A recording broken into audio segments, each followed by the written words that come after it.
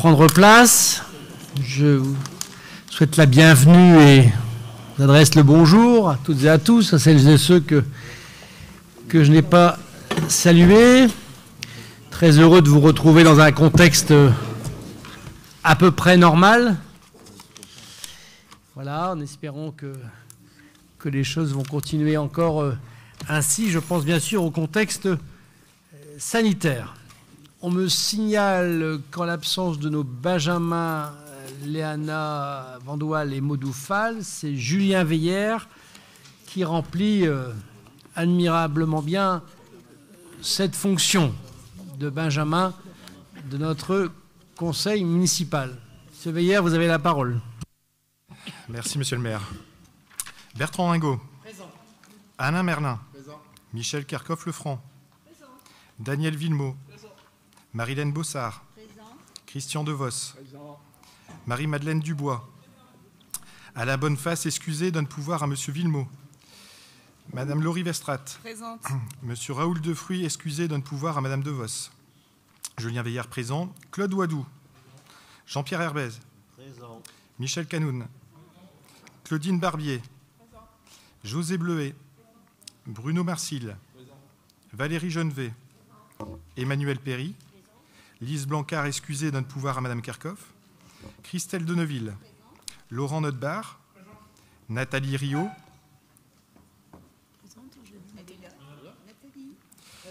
Présente. Karine van der Straten. Annabelle Sala. Aurore Devos. Cédric Léagre, excusé, donne pouvoir à monsieur Marcille. Julien Guérard. Maudou Fall, excusé, donne pouvoir à madame Bossard. Léana Vandewal, excusée, donne pouvoir à Christian Devos. Maria Alvarez, excusée. Christelle Hénon, excusée. Angélique Favrez, excusée. Merci, monsieur Veillard. Oui, madame Alvarez m'a envoyé un mail hier à 14h08 pour s'excuser et madame Favrez hier également à 15h48 pour s'excuser, ainsi que madame Hénon ce jour qui a appelé à 9h17 pour être précis pour le procès verbal de notre séance. Donc, nous avons donc enregistré la démission de notre collègue, Étienne de la Melsbruge, qui est donc désormais domicilié dans la commune de Saint-Mars-la-Réotte, dans le département 85, et donc qui est remplacé au sein de ce conseil par madame Angélique Favrez, absente aujourd'hui. Mais bon, je lui souhaite par visio interposée la bienvenue au sein de ce conseil municipal et je formule le vœu que voilà, nous puissions travailler collectivement ensemble. Je ne peux démarrer ce conseil municipal bien sûr sans avoir une pensée collective, unanime pour ce qui se passe actuellement en Ukraine, donc un conflit armé que peu de monde avait pu imaginer, et pourtant qui est en train de se dérouler, de nombreuses milliers de victimes. Donc voilà, bien évidemment, je propose d'avoir une pensée pour toutes celles et ceux qui sont décédés.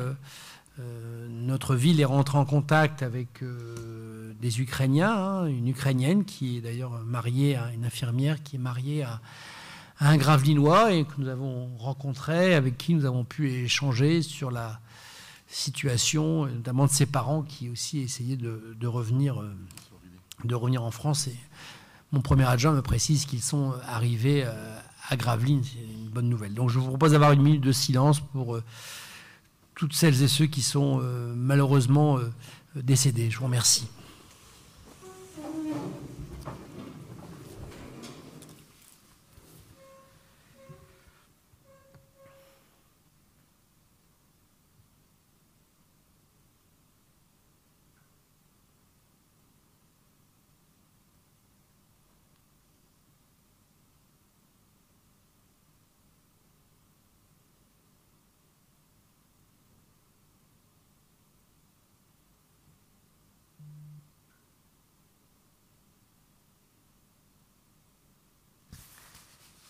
Je vous remercie.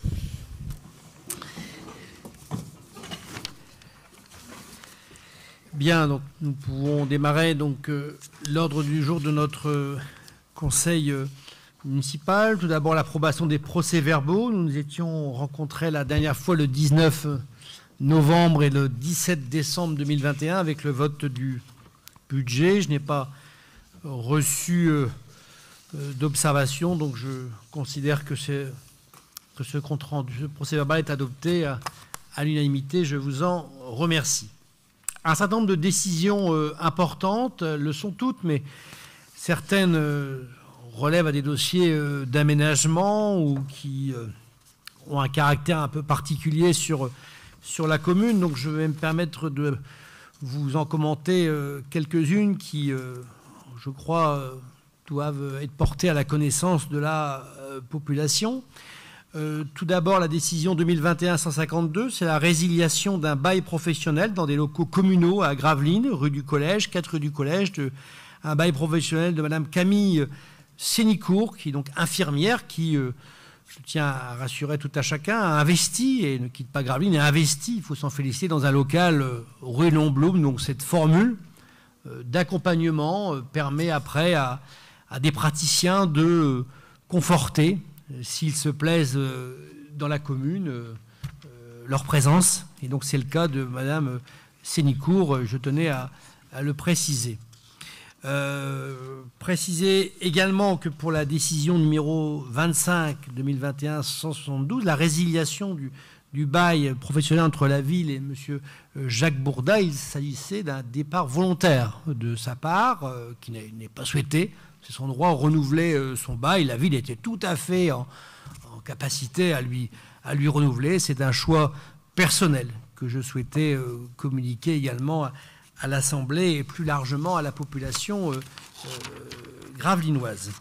Vous dire aussi que les choses avancent bien pour notre phare de Petit-Fort-Philippe avec les décisions 2022-001 jusqu'à la 2022-006, donc avec des opérations de restauration de notre phare de Petit-Fort-Philippe, cher à vous tous, donc avec 8 lots pour un montant global donc de 579 843,44 € hors taxe, donc avec des lots qui ont subi des évolutions positives et des lots qui ont subi négatives, ce qui nous amène donc à des avenants d'un montant total au global cumulé de 2,93% du montant global des travaux, donc un avenant de 16 975,77 €. Donc les travaux, me précise-t-on, se déroulent bien. Il y a la mise en peinture qui est commencée, très spectaculaire, me dit-on.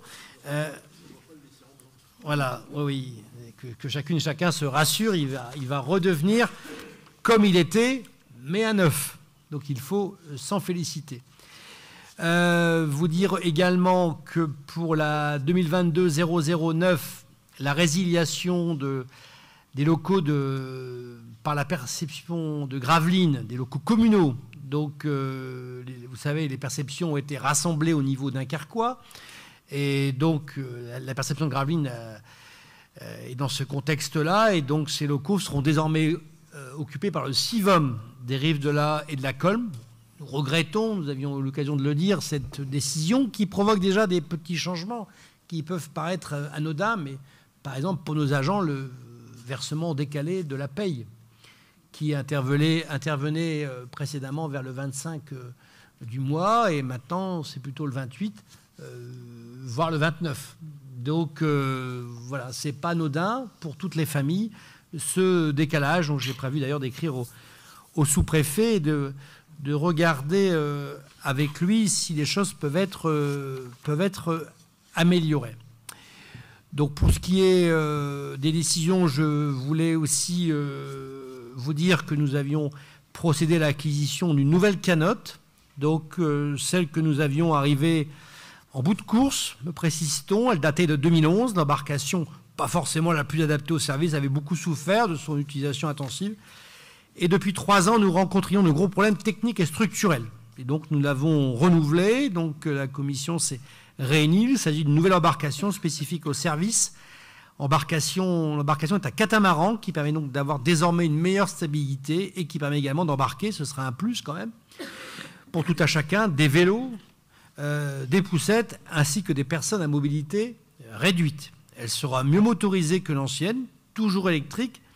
2 catuets seront ajoutés côté Petit Fort ainsi que côté Grand Fort par le CIVOM afin de faciliter l'accostage, mais surtout l'embarquement et le débarquement en toute sécurité des passagers. Nous avons eu plusieurs retours suite à l'appel d'offres. La commission a choisi la société Naviwatt qui proposait le meilleur compromis de navire.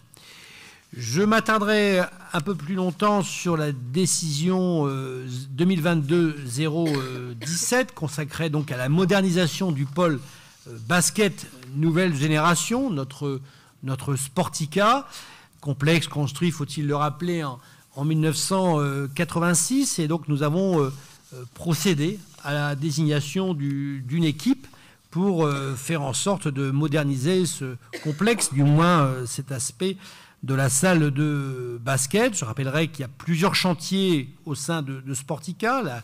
La galerie marchande, c'est achevé. La réaffectation des anciens locaux de Delta FM, c'est en cours pour en faire une vitrine touristique destination Gravelines, avec 3 étapes désormais qui sont devant nous. La réhabilitation de la salle des ex-tennis, donc qui va intervenir à compter du mois de septembre pour une année. Et puis la modernisation conséquente de la salle de basket, sur laquelle je vais revenir, qui prendra a priori 2 saisons.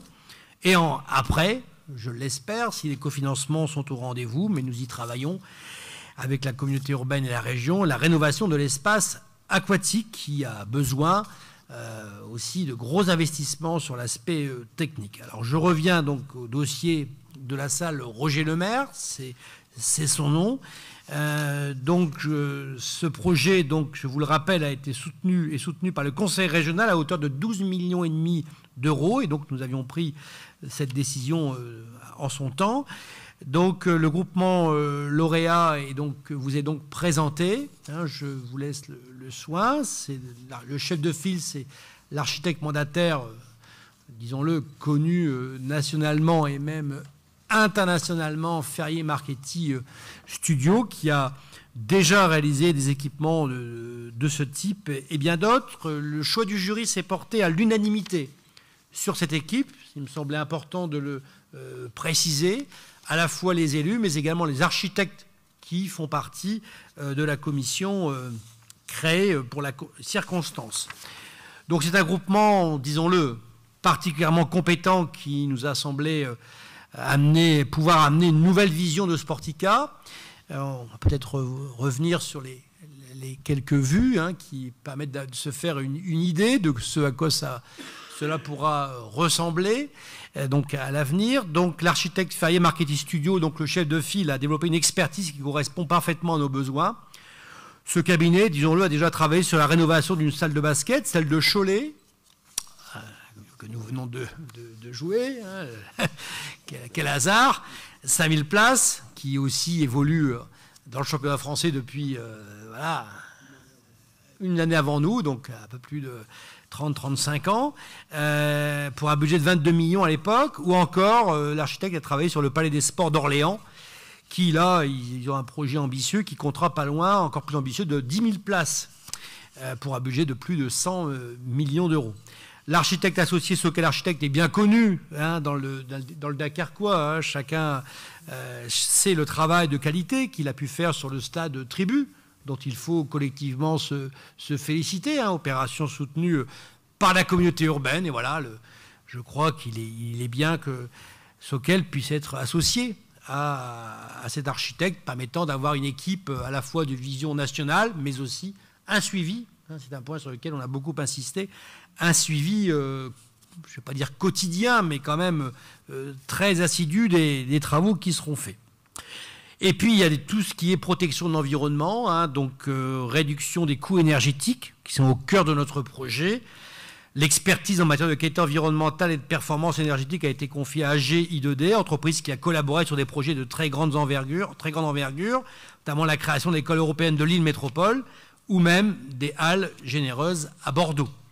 La dimension esthétique du Sportica Nouvelle Génération est un aspect central du projet. C'est ce qui nous a plu sur ce projet, car bien sûr on préserve la physionomie générale, mais tout en donnant un signal nouveau et puis une visibilité sur cette place devant Sportica tout à fait intéressante.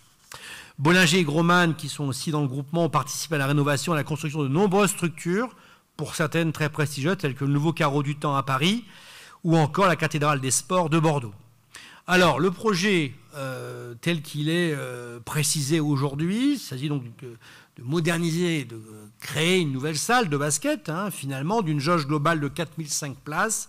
C'est la jauge sur laquelle on s'est arrêté avec les discussions avec le club et qui permettait de rester dans l'emprise, finalement de faire une modernisation, mais ne pas réaliser une extension. Donc 4005 places, 3805 places assises et 200 debout, réparties en 3 volets. L'aménagement d'un parterre moderne, modulable, polyvalent, bien équipé, permettant l'animation des matchs, la publicité des partenaires, l'organisation de spectacles, les concerts, festivals et autres animations, avec un grille technique éclairage, un cube central arrondi, des bannières LED, des équipements scéniques, acoustiques, audiovisuels. L'aménagement d'espaces réceptifs pour les VIP avec des salons courtside et des loges, et bien sûr des espaces réceptifs pour le grand public avec un concept de bodega, d'endroit vraiment convivial où les supporters, avant, à la mi-temps et après le match, vont pouvoir rester et continuer le match, si je puis dire. De la troisième mi-temps, comme le précise fort justement mon premier adjoint. Donc, j'insiste beaucoup sur la valeur environnementale du projet qui nous était demandé par la région, car que pour la région nous amène 50% du projet, il fallait que nous soyons, disons-le, parfaitement dans les clous. Et c'est ce que nous nous sommes efforcés de faire avec les services que je tiens à saluer pour le travail, leur implication sur ce dossier quand même, disons-le, très complexe. Et projet donc, qui s'inscrit dans la démarche REF 3 de la région avec des équipements techniques prévus. Parce que l'objectif, c'est de réduire aussi la consommation énergétique. Pompe à chaleur, CTA double flux, panneaux solaires thermiques et photovoltaïques. Réutilisation aussi de certains matériaux que nous allons devoir déposer en charpente et tuiles, avec un taux de valorisation des déchets de chantier tout à fait intéressant de 75%. La récupération aussi des eaux de pluie qui nous est demandée par la communauté urbaine. En effet, nous affichons la volonté que ce projet Sportica de nouvelle génération permette de rendre l'équipement plus économe en énergie, disons-le, c'est un de ses points faibles, à travers une meilleure gestion technique et plus adaptée aux nouvelles normes de développement durable. Qualité, protection de l'environnement, limitation des coûts d'utilisation pour la communauté et esthétisme sont finalement les maîtres mots d'un projet sur lesquels les équipes municipales et vos élus ont longuement travaillé afin de désigner le meilleur candidat selon des critères objectifs. Voilà cette décision qui me semblait quand même important de commenter. Bon, ben voilà, le travail est loin d'être terminé parce qu'il nous faut accompagner les équipes. On a eu une première réunion. Continue aussi de poursuivre le plan de la collecte, si je puis dire, du plan de financement, de manière à progresser. Nous sommes à 50%. Voilà, je pense qu'il y a moyen d'avoir aussi une participation du département. Je vais citer le président Poiret. Il y a des participations européennes aussi qui peuvent être cherchées aussi en termes d'économie d'énergie. Bref, nous sommes bien engagés et il faut s'en féliciter dans ce projet. Autre décision municipale sur laquelle je voulais aussi insister, c'est la rénovation de la Cadette, notre cuisine centrale municipale qui rend un service ô combien important et donc pour laquelle nous allons pouvoir démarrer des travaux qui sont inscrits au budget, des travaux de mise aux normes, d'aménagement d'équipements modernes, fonctionnels, la pérennisation de la production des repas, avec aussi des bénéfices de meilleur fonctionnement de la cuisine, et puis répondre aux exigences aussi des services sanitaires dans certains domaines qui ont été pointés. Donc il nous faut mettre en œuvre pour pouvoir continuer à exploiter cet équipement de qualité, d'ailleurs travaux pour lesquels nous avons aussi obtenu une subvention de l'État de 153 900 € pour la Cadette, avec un calendrier prévisionnel de l'opération, donc à dépôt du PC là récemment, le 28 mars. Les travaux d'adaptation de la cuisine Dolé, qui servira de cuisine de réchauffage pendant les travaux de la cuisine centrale, donc qui se dérouleront de mi-juillet à mi-août 2022, puis des travaux de la cuisine centrale début septembre 2022 jusque fin juillet 2023. Voilà pour ces décisions municipales. Je pense avoir été assez complet. Vous voyez, il va y avoir pas mal de travaux sur Gravelines en 2022 et j'ajouterai même en 2023. J'aurai l'occasion d'y revenir dans quelques instants. Voilà pour ces décisions. Pas de souci, chacune et chacun s'en félicite. Écoutez, je vous en remercie de votre confiance. Nous passons au chapitre ô combien important du personnel communal avec 6 délibérations que j'ai demandé à Julien Guéard de bien vouloir nous présenter successivement. Merci, monsieur le maire. Donc la première, une délibération régulière qui est la création des emplois permanents. Comme vous le savez, conformément à la loi du 26 janvier 84, les emplois de chaque collectivité ou établissement sont créés par l'organe délibérant de la collectivité. Afin de pouvoir aux besoins de service, il est proposé donc de créer les emplois repris dans le tableau, donc webmaster, responsable médiathèque, référent insertion socio-professionnelle et professionnel, gestionnaire financier et comptable, puis de supprimer les postes et les nouveaux grades à créer. Le comité technique réuni le 16 mars 2022 a été informé de ces changements, de ces créations. La commission municipale Finances, Administration Générale, Ressources Humaines a émis un avis favorable à l'unanimité. La seconde, c'est l'autorisation des recrutements vacataires, donc une délibération également habituelle. Les collectivités territoriales sont amenées à recruter des vacataires pour effectuer des tâches précises, ponctuelles et limitées à l'exécution d'actes déterminés. Donc il est donc proposé d'autoriser monsieur le maire à recruter des vacataires pour l'année. Donc sur les missions suivantes, examinateur pour les services artistiques à hauteur de 16 vacataires, serveur pour les manifestations protocolaires pour 25 vacataires et animateur pour les manifestations sportives et festives.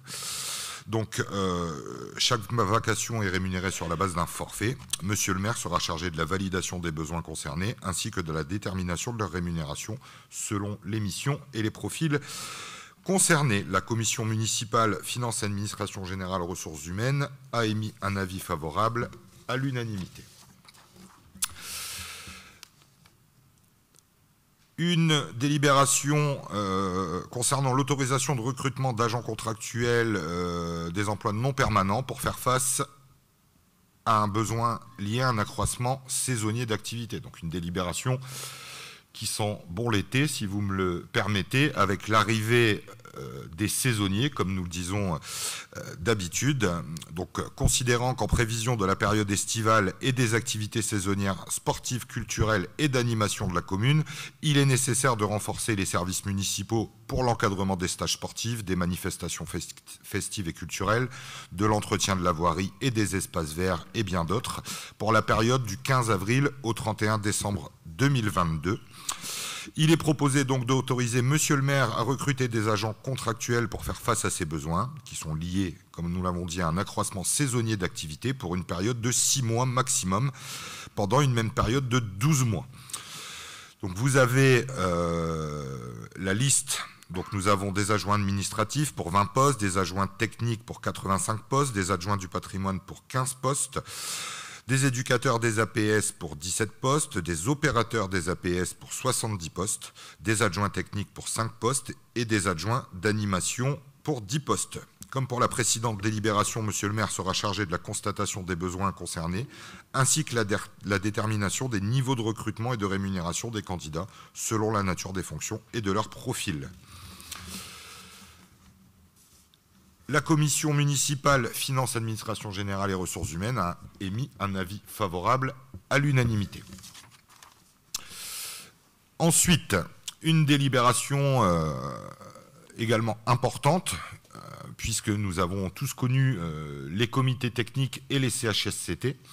Et donc nous allons, d'après la loi, fusionner ces deux instances pour créer le comité social territorial.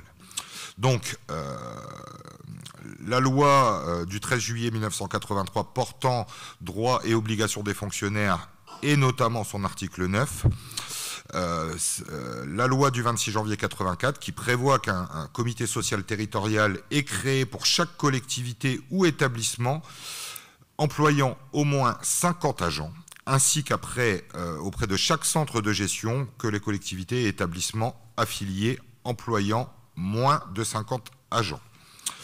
Donc, il peut être décidé par délibération concordante des organes délibérants d'une collectivité territoriale et d'un ou plusieurs établissements publics rattachés à cette collectivité de créer un comité social territorial unique compétent à l'égard des agents de la collectivité et de l'établissement, à condition que l'effectif global concerné soit au moins égal à 50 agents. Donc, considérant l'intérêt de disposer d'un CST unique compétent pour l'ensemble des agents de la ville et du CCAS de Gravelines, considérant que les effectifs d'agents titulaires, stagiaires, contractuels de droit public, contractuels de droit privé au 1er janvier 2022 sont composés de la manière suivante, 624 agents pour la commune et 49 agents pour le CCAS. Cela permet donc la création d'un CST commun et nécessite la création d'une formation spécialisée en matière de santé, de sécurité et des conditions de travail. Donc, entre guillemets, cette formation nous permet, au regard de la taille de la collectivité, d'avoir une entité dédiée aux conditions d'hygiène et de sécurité. Ce qui nous semblait réellement important de conserver et ce qui tenait également à cœur des organisations syndicales. Donc, il est proposé la création d'un comité social territorial unique compétent pour les agents de la ville et du CCAS. Donc, le nombre de représentants titulaires de personnel est fixé selon l'effectif des agents relevant du CST, de 4 à 6 personnes lorsque l'effectif est supérieur ou égal à 200 et inférieur à 1000, ce qui est donc notre cas. Donc, les organisations syndicales ont été invitées à s'exprimer lors du comité technique, puisque nous sommes encore en comité technique le 22 février, et lors du comité technique du 16 mars. Monsieur le maire propose donc de créer un comité social technique commun à la ville et au CCAS, et une formation spécifique en matière de santé, sécurité et des conditions de travail, fixer le nombre des représentants titulaires du personnel à 6, fixer le nombre des représentants titulaires de la collectivité à 4 et décider de son recueil par le CST de l'avis des représentants de la collectivité. La commission municipale, finances, administration générale, ressources humaines a émis un avis favorable à l'unanimité. Une autre délibération importante qui est le rapport, donc il ne s'agit pas d'une délibération, mais de la mise en place d'un débat sur la protection sociale complémentaire. Donc, la protection sociale complémentaire, je vais prendre un petit peu de temps, mais c'est vrai que c'est un sujet important et un peu technique, recouvre 2 champs. Les risques d'atteinte à l'intégrité physique dénommés les risques santé, et les risques liés à l'incapacité de travail, qui sont dénommés encore risques prévoyance, ou plus couramment encore garantie maintien de salaire. Dans le champ de la prévoyance, les contrats permettent aux agents de couvrir le risque de perte de la moitié de leur traitement de base, voire de tout ou partie du régime indemnitaire, en fonction des dispositions prises en la matière par les collectivités. Excusez-moi. Le contrat prévoyance peut également prévenir des compléments de salaire en cas d'invalidité partielle ou totale, ou en complément retraite du fait de la décote de pension liée à l'invalidité et ou d'un capital décès. Donc, le législateur a prévu en 2017 la possibilité pour les collectivités territoriales de participer financièrement au contrat de leurs agents. Donc, cette aide peut être versée aux agents ayant souscrit un contrat individuel dit labellisé. Dans cette hypothèse, l'aide sera versée à l'ensemble des personnes disposant d'un tel contrat. Les collectivités territoriales et leurs établissements publics ont la faculté de conclure également une convention de participation à l'issue d'une procédure de mise en concurrence. Dans ce cas, l'aide ne peut être versée qu'au bénéfice des agents ayant souscrit un contrat faisant l'objet d'une convention de participation. Donc cette procédure peut être conduite par la collectivité elle-même ou être confiée au centre de gestion agissant de manière groupée pour toutes les collectivités intéressées. L'avantage dans ce cas est de s'affranchir d'une procédure complexe. Cette solution permet également de mutualiser les risques et mettre en œuvre un principe de solidarité. La nouvelle ordonnance du 17 février 2021, qui attend encore ses décrets d'application, prévoit l'obligation pour les employeurs de participer financièrement au contrat de prévoyance de leurs agents en 2025. Elle ne pourra être inférieure à 20% d'un montant de référence qui sera fixé par décret et au contrat santé en 2026, qui ne pourra être inférieur à 50% d'un montant de référence qui sera également fixé par décret. Les montants de référence ne sont pas encore connus. Ces dispositions visent à permettre aux agents de bénéficier d'une couverture assurantielle, les garantissant contre la précarité. Elles créent les conditions d'une harmonisation avec les dispositifs déjà en vigueur dans le secteur privé. Les assemblées délibérantes des collectivités territoriales et de leurs établissements publics doivent organiser un débat portant sur les garanties accordées aux agents en matière de protection complémentaire. Donc les débats peuvent porter sur les enjeux de cette protection sociale complémentaire, sur le rappel de la protection sociale statutaire, la volonté de la collectivité de choisir la labellisation ou la convention de participation, la volonté de la collectivité d'être accompagnée par le centre de gestion, etc. Ce débat pourra également s'appuyer sur les dispositions d'une ordonnance du 17 février 2021 relative à la négociation et aux accords collectifs de la fonction publique, qui prévoit que les organisations syndicales peuvent conclure et signer des accords portant sur différents domaines de la gestion des ressources humaines, notamment de la protection sociale complémentaire. Juste pour préciser que la ville de Gravelines, concernant le contrat de prévoyance, est très en avance. Cela fait plus de 20 ans que la commune couvre ses agents à 100%, ce qui est relativement remarquable. C'est effectivement très rare pour un contrat qui avoisine les 350 000 € par an. Donc il y a vraiment une volonté forte depuis des années de la commune de couvrir les salariés pour ces risques. Donc nous n'avons pas attendu effectivement cette date, puisque je vous dis, cela fait bien plus de 20 ans que les agents sont couverts pour ce risque.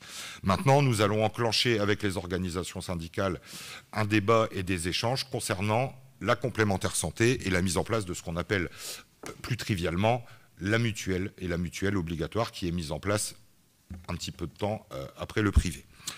Donc effectivement, voilà un petit peu l'orientation de ce débat, monsieur le maire. Le rapport a également été présenté à la commission municipale Finances, Administration Générale et Ressources Humaines. Voilà. Il me reste donc une dernière délibération, qui est une délibération qui vous est proposée également tous les ans, qui concerne les mises à disposition de personnel communal. Donc, le conseil municipal est informé d'une nouvelle mise à disposition. La liste de l'ensemble des fonctionnaires de la collectivité concernée est ainsi mise à jour et annexée à la précédente délibération. Cette liste précise les noms, les grades des fonctionnaires, les organismes d'accueil, la quotité de temps de mise à disposition, la date de mise à disposition et la durée de la convention. Donc il est donc proposé, conformément aux dispositions de loi, que ces mises à disposition auprès de l'établissement public de coopération intercommunale dont la commune est membre et du CCAS ne donnent pas lieu au remboursement lorsque cela est précisé dans la liste annexée. Le comité technique a été informé de cette mise à disposition le 16 mars 2022 et la commission municipale Finances, Administration Générale, Ressources Humaines a émis un avis favorable à l'unanimité. Voilà, monsieur le maire, j'espère ne pas avoir été trop long. C'était important de préciser tout cela. Donc, saluer aussi à nouveau votre travail aussi et celui des services pour le passage aux 1607 heures, hein, qui, bon, globalement, c'est, je pense, bien déroulé. Saluer aussi le déploiement en cours de la badgeuse. Donc on a été aussi amené à commencer à recevoir les différentes organisations syndicales de notre collectivité, sachant que pour elle, 2022 sera une année électorale, puisqu'il y aura le renouvellement qui se déroulera au mois de décembre. Le 8 décembre. Le 8 décembre, merci. Donc voilà, c'est une année préélectorale, et comme toute année préélectorale, y compris pour le personnel communal, ça suscite un débat, ça suscite une campagne, mais voilà, c'est nécessaire. C'est tout à fait légitime. C'est la démocratie de l'entreprise, de la collectivité en l'occurrence. Vous dire aussi que nous avons eu des réussites au concours. Donc je pense qu'il faut saluer les agents qui ont préparé et obtenu ces concours. Donc fin 2021, on a eu 5 réussites au concours d'attachés. Donc voilà, donc nous allons procéder à la nomination, à la stagiairisation pour être précis. Et plus récemment, en 2022, 3 réussites au concours de rédacteurs. Donc voilà, donc c'est signe de l'engagement et de la qualité des agents qui réussissent des concours dans un contexte difficile avec beaucoup de candidats.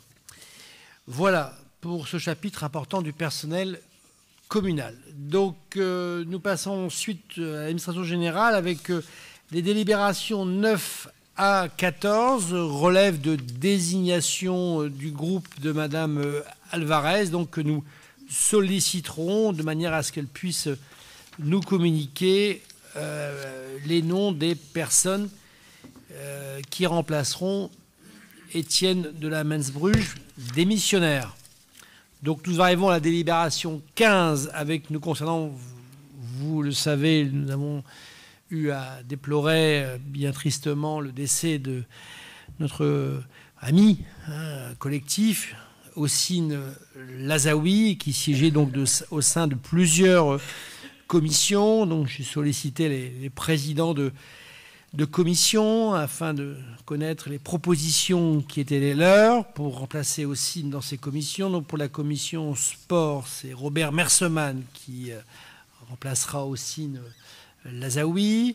Pour la commission prévention et lutte contre les incivilités, c'est M. Alain Potier qui donc remplacera Hossein Lazaoui.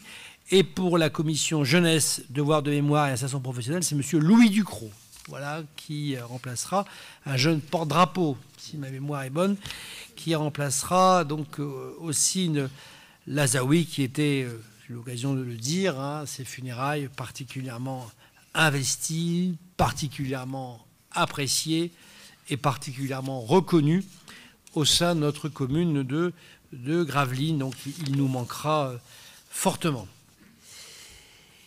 Une information, donc ensuite sur la commission consultative des services publics locaux avec l'état des travaux de la commission. C'est Madame Deneville qui va nous présenter cela. Pardon.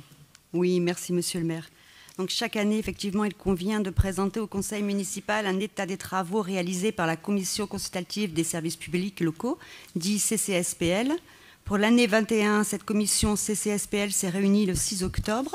Les membres de la commission ont examiné successivement le bilan d'activité de la régie gravelinoise des équipements de sport et de loisirs pour l'année 2020, le rapport 2019 sur le prix et la qualité du service d'assainissement de la communauté urbaine de Dunkerque, le rapport du délégataire 2019-2020 de la SARL Vauban plein air pour la délégation de services publics du camping, le rapport du délégataire 2020 de la société Gravelines Network pour la délégation de services publics portant gestion et modernisation du réseau câblé de télédistribution et le rapport du délégataire 2020 de l'association ADP Nord pour la délégation de services publics portant sur la gestion du chalet d'Entremont. L'état des travaux réalisés en 2021 par la commission consultative des services publics locaux a été présenté à la commission municipale finances, administration générale, ressources humaines. Voilà pour cette délibération. Merci Madame Deneville pour le travail effectué au sein de cette commission. Pas de souci, merci. Donc tout ça est adopté. La modification du règlement intérieur. Oui, Monsieur le maire. Alors, je fais part au Conseil de l'ordonnance numéro 2021-1310 du 7 octobre 2021 portant réforme des règles de publicité, d'entrée en vigueur et de conservation des actes pris par les collectivités territoriales et leurs groupements qui modifient des dispositions du Code général des collectivités territoriales reprises dans le règlement intérieur du Conseil municipal adopté par délibération du 1er juillet 2020. Il s'agit donc d'intégrer de nouvelles dispositions législatives qui sont: le PV sera désormais signé du maire et du secrétaire de séance et mis en ligne sur le site de la ville après son approbation par le conseil municipal. La liste délibération devra également être mise en ligne dans la semaine qui suit le conseil municipal.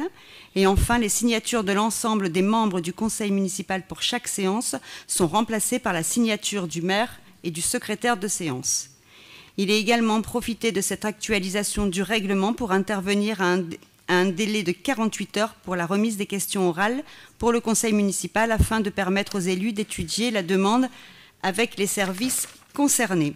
Il est donc proposé au conseil d'actualiser les articles concernés, à savoir les articles 12, 23 et 25 du règlement intérieur à compter du 1er juillet 2022 et l'article 17 avec application immédiate. La commission municipale Finances, Administration Générale, Ressources Humaines a émis un avis favorable à l'unanimité.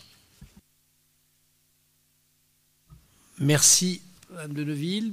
Bon, tout le monde sera d'accord. Hein, on fait en sorte de prendre en compte les nouvelles dispositions et puis bon, de permettre aussi à l'ensemble des groupes de pouvoir les poser les questions qu'ils souhaitent dans un délai de 48 heures. C'est assez équilibré comme proposition. Pas de souci. Merci. Donc nous avons ensuite une convention avec les services communautaires. Oui, merci Monsieur le maire. Alors, pour cette convention, la communauté urbaine de Dunkerque a initié sur le précédent mandat un schéma de mutualisation permettant de structurer une première offre de services partagés avec les communes de l'agglomération volontaire. La CUD a souhaité aller plus loin dans cette démarche en s'engageant dans un pacte de gouvernance. Cette démarche d'ouverture de services aux communes s'appuie sur le rapprochement entre le service de la CUD et les services de la ville de Dunkerque. Ce rapprochement constitue donc un levier pour les communes intéressées pour bénéficier de mise à disposition de services, d'achats groupés sur un panel de compétences élargies ou d'intégrer pleinement des services communs pour exercer ces compétences sur un schéma dit à la carte. Ces conventions s'inscrivent donc dans la continuité de la mutualisation proposée par la CUD, où elle met à disposition des communes membres son ingénierie et ses services. Certains services étant désormais mutualisés avec la ville de Dunkerque, il y a deux conventions, l'une avec la communauté urbaine, l'autre avec la ville de Dunkerque. Les conventions ouvrent la possibilité à la ville de Gravelines de faire appel aux services sans qu'il y ait aucune obligation. Aussi, il est proposé au conseil municipal que la commune adhère aux conventions de mise à disposition de services de la CUD et de la ville de Dunkerque. La commission municipale Finances, Administration Générale, Ressources Humaines a émis un avis favorable à l'unanimité. Voilà, Monsieur le maire, pour ces délibérations. Merci, Madame de Neuville. Voilà, c'est une convention cadre, hein, donc que nous activerons voilà, en fonction des opportunités, si nécessaire. Bien, adopté à l'unanimité, merci. Les marchés publics, hein, de Neuville, vous avez plusieurs délibérations, vous en avez 4, je vous propose de les présenter successivement. Oui, Monsieur le maire. Alors, toujours dans une démarche d'optimisation des coûts, nous avons 4 conventions consultatives de groupement de commandes, à savoir 2 entre la ville de Gravelines et le CCAS concernant le renouvellement du marché de fourniture de boissons, et l'autre concernant le renouvellement du marché pour la location d'entretien d'une machine à franchir. Nous avons une autre convention entre la ville de Gravelines et la régie gravelinoise des équipements de sport et de loisirs pour le marché d'acquisition de mobilier pour l'aménagement des ex-locaux de Delta FM afin d'y accueillir le pôle attractivité et événementiel. Et une dernière entre la ville de Gravelines, le CCAS, l'association Atouville et l'association Les Moussaillons pour le renouvellement du marché de services de restauration collective. Pour ces 4 conventions, le coordonnateur chargé de la passation et de la signature des marchés est la ville de Gravelines et la commission compétente est celle de la ville de Gravelines également. Les modalités de fonctionnement seront définies par la convention. La commission municipale Finances, Administration Générale, Ressources Humaines a émis un avis favorable à l'unanimité. Voilà pour ces 4 conventions, monsieur le maire. Merci, pas de souci. Je pense qu'on a vu ça en groupe. Adopté unanimité, je vous en remercie. Madame Bossard, vous avez le bilan du Fonds d'action citoyenne pour une année particulière, mais néanmoins, Hélas. le bilan 2021. Oui. Merci, monsieur le maire. Donc, je rappelle que la convention est passée avec l'association Atouville, qui gère le Fonds d'action citoyenne, et les termes de la délibération du 17 juin 1998, qui prévoit que chaque année, un bilan détaillé et chiffré d'évaluation des sommes et prestations octroyées est à présenter devant le conseil municipal. Donc, ce bilan a été présenté à la commission extra-municipale Citoyenneté, Démocratie locale et vie associative. Donc, je vais vous donner quelques éléments concernant les actions qui ont été réalisées au cours de 2021. Donc, il y a à disposition une enveloppe de 7 000 €. Et nous avons malheureusement peu de projets puisque la situation sanitaire n'a pas permis la réalisation de beaucoup de manifestations.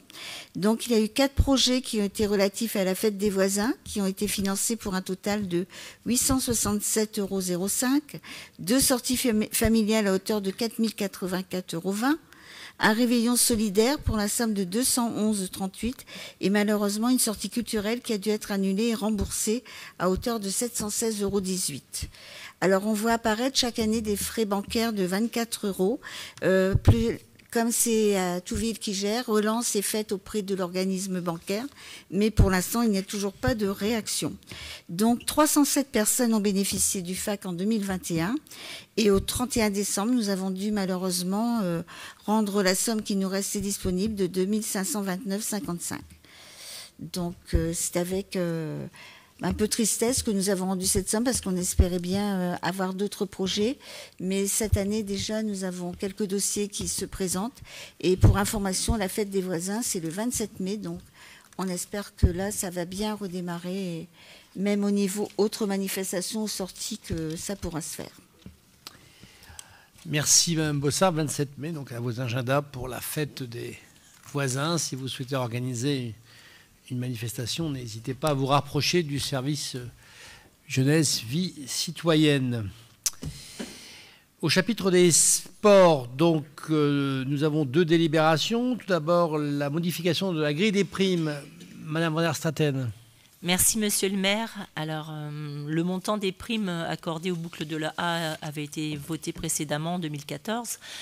Mais depuis, la Fédération française d'athlétisme a ajouté une catégorie, la catégorie Master 0, qui correspond à 35-39 ans. Donc du coup, on a dû modifier rajouter cette catégorie et modifier les grilles. Donc je vous laisse prendre connaissance des différentes primes. Vous notez qu'aux boucles de la A, il y a la parité parfaite entre hommes et femmes, ce qui est extrêmement encore malheureusement rare sur les courses du coin. Et donc voilà. Donc la commission extra-municipale sport a émis un avis favorable à l'unanimité. Merci. La date des boucles, Madame van der Straten, est-ce que... Le 18 octobre. 18 octobre, au parc, c'est bien cela? Au parc, oui.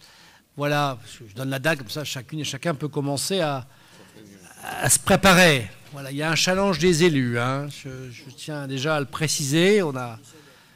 Voilà, donc...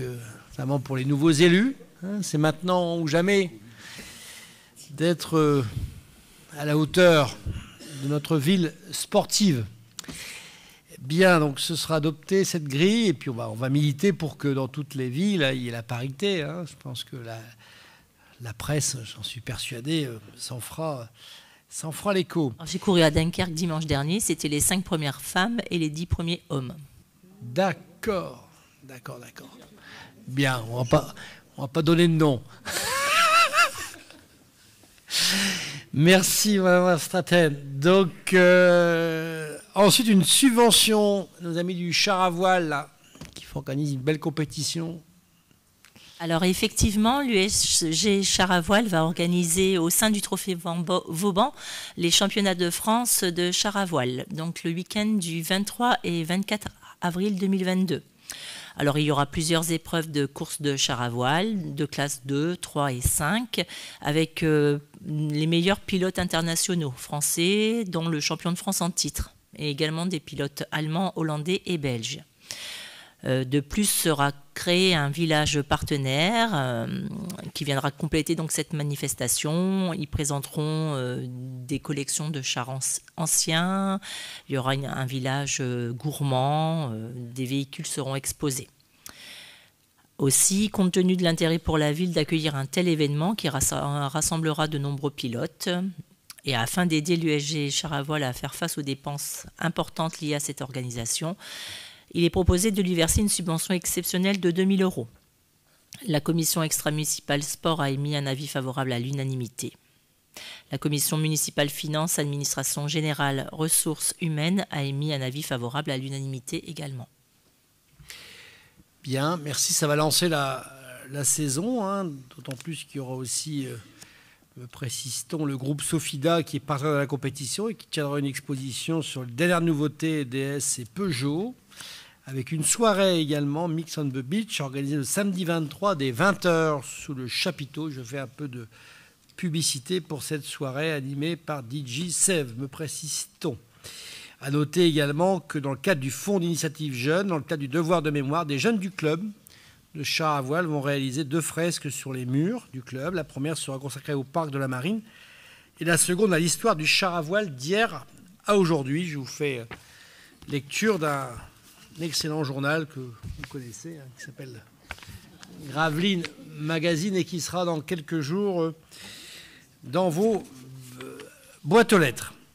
Toujours dans le chapitre des sports, une information que je tenais à vous délivrer parce qu'elle me semble importante. Ce samedi à 11h30 au parc, je procéderai avec Patrice Vergrit à la signature d'une convention avec le président de la Fédération française d'aviron, notre ville, qui signera donc une convention de partenariat prévoyant des actions sur l'ensemble du territoire de la CUT sur la période 2022-2024, dans le cadre du programme pré-olympique Paris 2024, avec régate d'aviron au parc, stage de l'équipe de France au parc en 2023, stage de l'équipe de France aviron de mer à Dunkerque, championnat de France scolaire universitaire au parc en 2023, c'est une belle épreuve ça aussi, et le championnat de France d'aviron de mer à Dunkerque en 2024, donc il y aura une participation, comme cela a été fait pour le breakdance, le handball, ça sera fait demain soir, le volley, ça a été signé, et là ce sera l'aviron, donc qui bénéficiera de cette aide de la communauté urbaine. Il faut s'en féliciter. Voilà, merci Mme Van der Straten. Donc nous passons au chapitre éducation avec une bonne nouvelle et une moins bonne. Madame Genevet.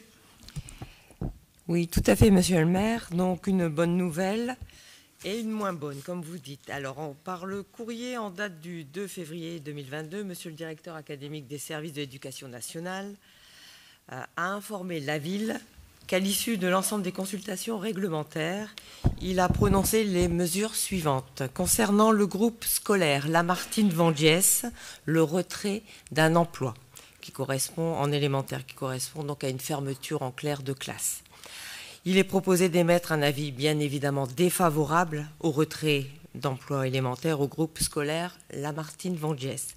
La contrebalance concerne le groupe scolaire Les Signes du Bois d'Osier, qui voit donc l'ouverture d'un emploi élémentaire. Et donc là, c'est effectivement lié à l'ouverture d'une classe, tout ça en lien avec le nombre d'enfants d'élèves. Alors, il est proposé pour ce dernier groupe scolaire, Les Signes du Bois d'Osier, d'émettre un avis favorable à l'ouverture d'un emploi élémentaire.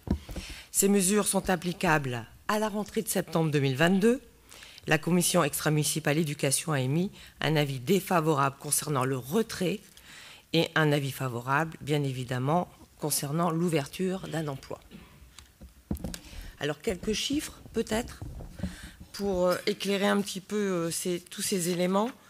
Il est à noter qu'après un comptage des élèves, l'évolution entre 1994-95, la rentrée de ces années-là, et celle de 2021-2022, nous avons perdu 1900 élèves, soit 43 classes, quoi, quand même. Il nous reste 43 classes avec 23 élèves. Alors, on avait déjà compté entre 94-95 et 2007-2008 une diminution de 508 élèves. Donc vous voyez comme quoi le mouvement continue. Sur 20 ans, 19 classes, dont une classe Ulysse, qui est partie à Grandfort. Donc vous voyez, c'est énorme. Les secteurs, bon, c'est essentiellement la Martine-Vangès, c'est en centre-ville. Et en centre-ville, bon, c'est une population un peu vieillissante. Et donc moins de petits-enfants, moins de naissances et moins de petits-enfants. Voilà. Concernant les signes du bois d'osier, là par contre, on a énormément d'assistantes maternelles, donc l'arrivée de petits-enfants sur le secteur. Voilà, monsieur le maire. Bien, on attend avec impatience le démarrage des travaux qui devraient avoir lieu cette année. L'ordre de service devrait être donné, de 80 logements rue de Dunkerque.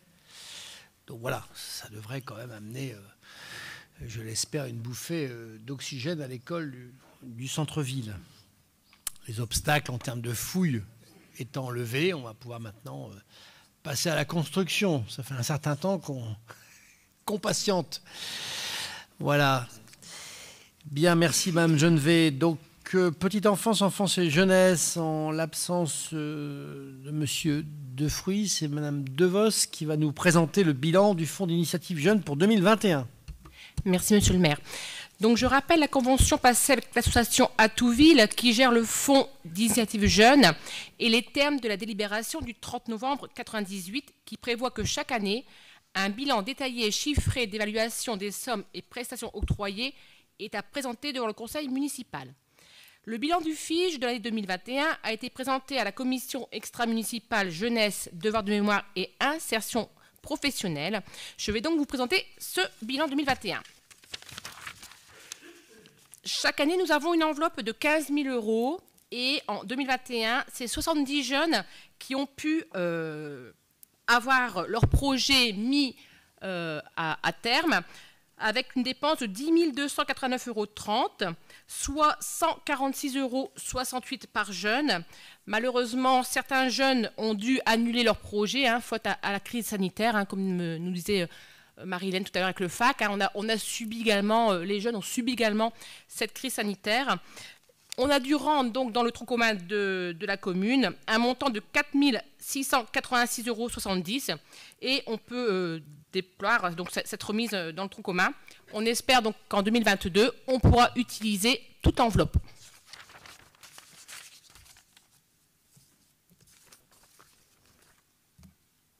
Merci, Mme Devos. Vous pouvez poursuivre avec la convention donc tripartite Ville de Gravelines, Association du 6 septembre de Lonne Plage et Association Endivi de Bourbourg.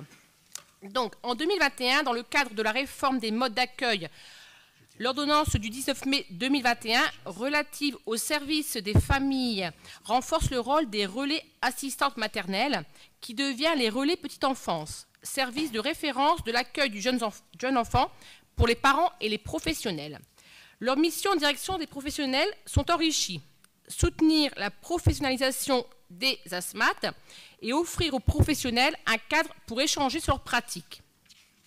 En décembre 2021, la ville de Gravelines est signataire avec les communes de Bourbourg, Lonne Plage, Craouic, Spiker, Grand-Fort-Philippe et Saint-Georges-sur-la-Haye de la Convention territoriale globale, appelée CTG. Cette convention de partenariat qui lie les communes citées ci-dessus avec la CAF d'allocation familiale traduit leur orientation stratégique en matière de services aux familles dans différents domaines d'intervention, dont la petite enfance. Dans le cadre de la CTG, la CAF souhaite favoriser une dynamique intercommunale afin d'offrir un service de qualité et optimal à la population. Les relais petite enfance de Gravelines, Lonne Plage et Bourbourg avaient déjà entamé une démarche intercommunale au service des asthmates. C'est ainsi que les sous-signés se sont rencontrés et ont convenu de ce qui suit afin de répondre aux missions confiées aux relais petite enfance par le Code de l'action sociale et des familles. En premier lieu, la mutualisation des conférences et des analyses de pratiques. Il est convenu que les relais petite enfance des communes signataires de la présente convention organisent conjointement des conférences thématiques, des analyses de pratiques. Le public donc concerné par cette section est le suivant. relais petite enfance de Gravelines, assistant maternel de Gravelines et de Saint-Georges, relais petite enfance de Lonne-Plage, assistant maternel de Lonne-Plage et de Krawick, relais petite enfance de Bourbourg, assistant maternel de Bourbourg et de Spiker. En deuxièmement, intérêt de la mutualisation des conférences et des analyses de pratiques. La présence des asthmates aux conférences ou aux échanges de pratiques est fluctuante. Certaines conférences par le passé sont vues annulées faute de participation suffisante, et cela au détriment des asthmates qui souhaitaient se former. Mutualiser ces temps de rassemblement permettra d'assurer leur maintien et donc la qualité de l'offre aux assistantes maternelles. Permettre à un plus grand nombre de professionnels de l'accueil individuel de se réunir, enrichir les échanges. Opérer un partage financier permettra d'organiser davantage de temps d'échange. Les relais petite enfance positionnés sur la mission renforcée, analyse des pratiques, verront ainsi leur chance d'atteindre leur objectif optimisé. Et pour terminer, favoriser la mobilité des asthmates et rompre l'isolement. Comment cela va s'organiser? Les responsables et les animateurs des 3 relais petite enfance se réuniront à raison de 4 fois par an afin de dresser un état des lieux des besoins des assistantes maternelles de chaque commune, de planifier, d'organiser et d'évaluer les temps d'échange. Chaque commune accueillera à tour de rôle les temps d'échange et devra mettre à disposition une salle ou des locaux qui permettront de les organiser dans les meilleures conditions possibles. Et enfin, le nerf de la guerre, l'organisation financière. Il est entendu que le coût des conférences et des échanges de pratiques seront divisés par 3, et ce, quel que soit le nombre d'assistantes maternelles présentes par commune. Les intervenants établiront un devis global qui devra être validé par chaque partie avant qu'un accord soit donné au prestataire. Ce devis fera apparaître la prise en charge par tiers du coût de la prestation en identifiant nominativement les 3 relais petite enfance. Une fois l'intervention réalisée, le prestataire transmettra à chaque relais petite enfance une facture correspondant au tiers du montant indiqué du devis. Pour la ville de Gravelines, donc, monsieur le maire Bertrand Ringot pourra signer cette convention. Pour l'association du 6 septembre, la présidente Pascaline Choquet. Et pour Andivy, à Bourbourg, le président Serge Roger. Merci, Madame DeVos. C'est une initiative intéressante de regrouper sur cette thématique les communes de Gravelines, Bourbourg et Lonne-Plage. Je remercie la CAF qui a impulsé un peu tout cela, donc, et puis les responsables de ces structures. Voilà, la CAF, et on en reparlera très bientôt avec la CTG et la CNAF. C'est dans les tuyaux. Très bien. Écoutez, l'intercommunalité, la petite enfance est en chemin, et il faut s'en féliciter. L'intercommunalité dérive de là. Donc, il le faut, car avec le nombre d'emplois qu'il va y avoir ici, qu'il y a déjà, mais voilà, il faut des modes de garde qui dépassent largement les besoins de nos populations, mais qui résonnent à l'échelle des personnes qui viennent travailler sur le secteur. 9000 personnes, tous les jours, travaillent à Gravelines, public et privé confondus. Donc, on vient travailler, donc forcément, parfois, certains aussi souhaitent pouvoir placer leurs enfants dans nos établissements de petite enfance, mais aussi dans nos écoles. Et tant mieux, Madame Geneviève. C'est un enjeu, la petite enfance. Je sais qu'il vous est cher, Madame l'adjointe à l'éducation. Voilà, adopté, pas de souci. Écoutez, merci. Claude Wadou, vous avez plusieurs délibérations, 4 délibérations, si vous pouvez les présenter, dont une délibération que nous attendions depuis un certain temps. Donc, je ne sais pas quel a été l'élément déclencheur de cette délibération 32. Mais en tout cas, elle est là, elle est bien là. Écoutez, je m'en félicite parce que c'était le petit morceau qui nous manquait pour pouvoir urbaniser une partie du port Vauban. Allez-y, monsieur Wadou.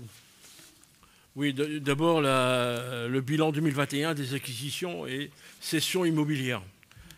Conformément à l'article L 2241-1, deuxième alinéa du Code général des collectivités territoriales, selon lequel le bilan des acquisitions et cessions opérées sur le territoire d'une commune de plus de 2000 habitants, par celle-ci ou par une personne publique ou privée, agissant dans le cadre d'une convention avec cette commune, donne lieu chaque année à une délibération du conseil municipal. Il a lieu de présenter les acquisitions et cessions réalisées en 2021, rassemblées dans le document dont vous avez j'espère, eu la joie de lire. Il s'agit des actes de vente ou d'échange effectivement signés en 2021. Le bilan des acquisitions et cessions immobilières de l'année 2021 a été présenté à la commission extra-municipale aménagement, travaux, aménagement et accessibilité. Voilà. Le bilan pour 2021 est donc présenté au conseil municipal. Vente à monsieur et madame Fickner, 31 rue de Calais. Alors, il y a aussi le retrait de la délibération du 5 juillet 2019. Par délibération du 5 juillet 2019, le conseil municipal a approuvé la vente de l'immeuble 631 rue de Calais à madame Gombert, docteur en médecine générale, et un compromis de vente a été signé. L'objectif était de l'accompagner dans un projet de maison de santé éclaté via l'aménagement de cabinets médicaux. En novembre dernier, la commune a été informée du fait que le projet d'y aménager des cabinets médicaux était abandonné. Dans la mesure où cet aménagement était une condition substantielle à la vente, cette dernière est caduque. Il convient donc de retirer cette délibération du 5 juillet. Par courrier en date du 8 décembre 2021, monsieur et madame Fickner ont fait part de leur souhait d'acquérir le dit immeuble. Ils envisagent en effet un transfert de la pharmacie du centre dans l'optique d'une part d'améliorer les conditions d'accueil des patients et d'autre part d'y aménager des espaces dédiés à la prévention et à la promotion de la santé. Une offre d'achat datée du 12 janvier 2022 a ainsi été transmise à la commune. Conscient de la nécessité d'œuvrer dans le domaine de la santé, cette demande a été accueillie favorablement. Conformément à l'article L. 2241-1 du Code général des collectivités territoriales, le service France Domaine a rendu son avis en date du 5 janvier 2022. Dans ce contexte, il est donc proposé au Conseil de céder la parcelle cadastrée section AX 330 ex AX 43P d'une superficie de 374 m² à monsieur et madame Fickner ou à une société dans laquelle ils seraient associés qui s'y substituerait au prix de 100 000 €. Et ce, dans le cadre du projet de santé évoqué ci-dessus. La commission extra-municipale travaux, aménagement et accessibilité a émis un avis favorable à la majorité. La commission municipale finances, administration générale, ressources humaines a émis un avis favorable à l'unanimité. Je continue. Vente. Alors ça, c'est la deuxième commission. On a fait deux commissions dans ce... pour une commission dernièrement, rapidement. Là, Vente à monsieur et madame Bizio, parcelle BA 699 et 700P. Fait part en conseil du souhait de monsieur et madame Bizio, propriétaire de l'immeuble 2 rue Charles de l'Épée à Gravelines, d'acquérir 2 emprises non bâties, cadastrées section BA 699, 23 m², et 700P, environ 60 m², attenantes à leur propriété et appartenant à la ville de Gravelines. Bon, c'est environ 80 m², vous l'avez compris. Conformément à l'article L. 2241 du Code général des collectivités territoriales, le service des domaines a rendu son avis en date du 15 septembre 2021. Le 1er mars, monsieur et madame Bizio se sont engagés pour l'achat de cette emprise de terrain, moyennant le prix de 1 245 €. Il est donc proposé au Conseil de céder les dites parcelles de terrain, moyennant ce prix. Les deux commissions extra-municipales travaux et municipales finances, administration générale, ont émis un avis favorable à l'unanimité. Et voilà ce qui nous intéresse beaucoup, c'est l'acquisition à madame Giraud-Dole, quai Vauban. La commune de Gravelines porte un projet de renouvellement du port consistant à développer l'attractivité touristique de la ville, renforcer l'attractivité du port de plaisance et accompagner l'offre de logement. Dans ce contexte, un périmètre d'étude a été défini. La commune entend ainsi maîtriser l'emprise foncière. L'immeuble cadastré AV 345 pour 160 m² et 346 pour 214 m², 6 dit quai Vauban, appartient à madame Giraud-Dole. Dans ce cadre, la commune a proposé l'acquisition du dit immeuble au prix de 120 000 €. Par courrier en date du 14 février 2022, cette proposition a été acceptée par la propriétaire. Il est donc proposé au Conseil d'acquérir l'immeuble 610 quai Vauban à Mme Girard-Dole au prix de 120 000 €, étant ici précisé que le dit immeuble est voué à la démolition. Les deux commissions extramunicipales travaux et finances ont émis un avis favorable à l'unanimité. Voilà, monsieur le maire. Bien. Ça compense à quoi on a vendu et à quoi on a acheté. Eh oui, exactement. Merci, M. Wadou, pour ces 4 délibérations. Et la dernière me permet de prendre l'opportunité de vous faire un point sur une consultation que nous avons organisée avec les services, une consultation intéressante, de grande qualité, hein, comme vous avez pu le remarquer aussi en passant sur le bassin Vauban. Les jardins familiaux ont été déconstruits récemment et relogés, hein, non loin du Nord-Ban, donc avec cette opération aussi de plantation exceptionnelle d'un grand nombre d'arbres. Et donc on a pu reloger celles et ceux qui souhaitaient se rendre sur ces parcelles, ou d'autres sont allés ailleurs. Hein. Je n'ai plus en tête la répartition, mais donc tout cela a dévoilé cette parcelle autour du port, hein, disons-le, stratégique. Je me souviens, sous l'impulsion de Jackie Merseman, hein, nous avions fait l'acquisition de ce terrain. Donc la parcelle, 8,4 hectares, appartient à la ville. Et donc nous avons procédé à une consultation, hein, de cette société avait répondu. Nous en avons présélectionné 3 qui ont été auditionnés. Donc nous poursuivons plusieurs objectifs avec ce projet.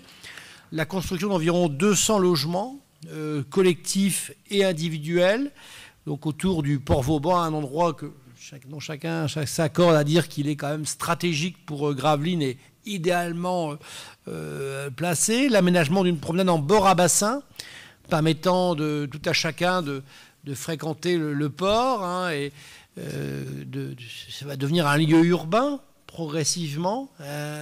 Donc c'est l'enjeu aussi de flânerie, de jalonnement commercial, et donc c'est tout cela que nous poursuivons là avec la déviation de la voie existante et la délocalisation sollicitée du magasin Lidl, qui bien sûr sera soumis à l'accord de la commission départementale d'action commerciale, et je ne doute pas des recours en commission nationale d'aménagement commercial. Tout ça pour vous dire que ça va prendre encore un certain temps, mais nous sommes, comme vous le savez toutes et tous, des gens patients. Nous avons donc mené un certain nombre d'études préalables pour permettre à ce projet d'être mené à bien et de façon structurée. Nous avons donc, je vous le disais, lancé un appel à projet en mai 2021 et 3 groupements avaient été sélectionnés. Après plusieurs étapes de concertation, dont une réunion technique avec l'architecte des bâtiments de France, car vous le savez, cet endroit, bon voilà, est quand même partie de l'enceinte, hein, même si pour l'instant, à ce stade, beaucoup de choses sont disparues. Bon, je ne doute pas que les architectes des bâtiments de France voudront en savoir un peu plus. Donc, et procéderont peut-être à des fouilles pour découvrir peut-être le trésor de Vauban, Madame l'adjointe à la culture, ou de Charles-Quint.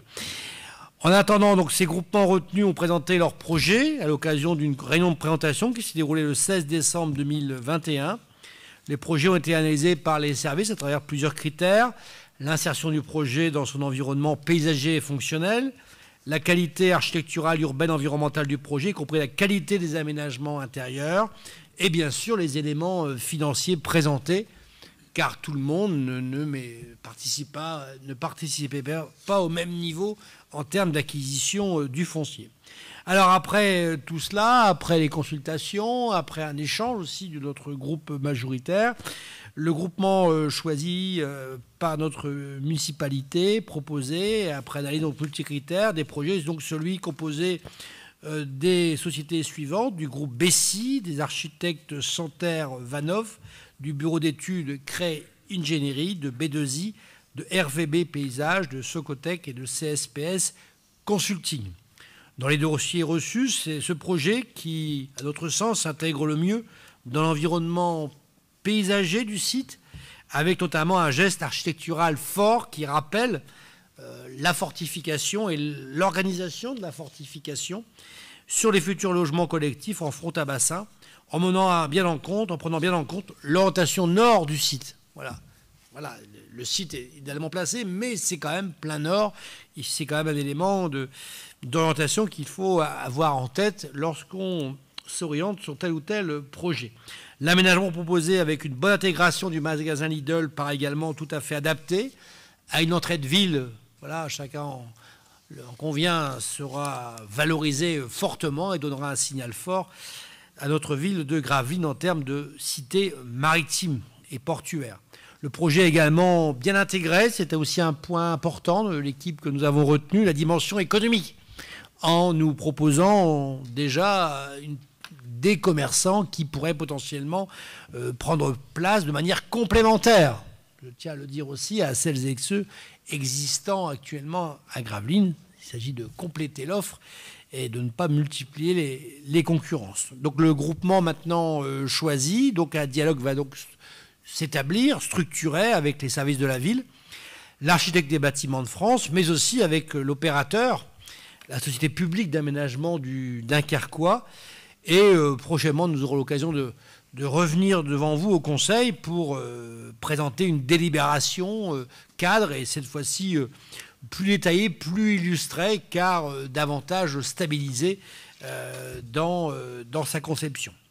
Voilà ce que je voulais vous donner comme information. Cela me semblait important à vous préciser. Au niveau logement, c'est vrai qu'on est dans une dynamique. Mon premier adjoint a pu procéder à l'accueil des locataires, des résidences de Petit-Fort-Philippe, nouvellement, je ne vais pas dire inaugurées, puisque l'inauguration aura lieu demain, mais déjà les locataires ont pris possession des logements. Donc rue Victor Hugo et rue Jonquin, 11 logements collectifs, la résidence Les Caravelles. La résidence de notre regretté Paul Valette, rue Victor Hugo et rue des Trois Fermes, avec 23 logements collectifs. Le site rue Ernest Couteau, avec 6 maisons individuelles. Enfin, la résidence Georges Seurat, rue Pierre Brossolette, avec 20 logements, 18 collectifs et 2 individuels. Donc nous procéderons ensemble le 31 mars, donc demain à 15h, à l'inauguration de ces logements. Je crois que chacun s'accorde à dire que c'est une belle opération que Logifim a réalisé, et je peux vous dire aussi qu'en termes d'accompagnement des locataires, ça a été tout à fait remarquable.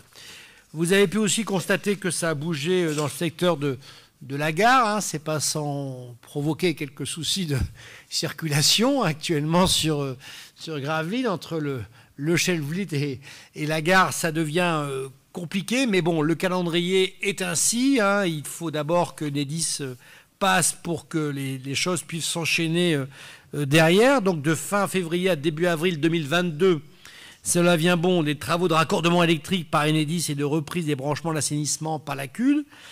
De la phase 2, début avril à mi-mai, des travaux de renouvellement de la canalisation d'eau potable et de reprise des branchements par le syndicat de l'eau du Dunkerquois. De la mi-mai à la fin juillet 2022, le réaménagement complet de la voirie par la CUL. Ça, c'est pour la rue de la Gare.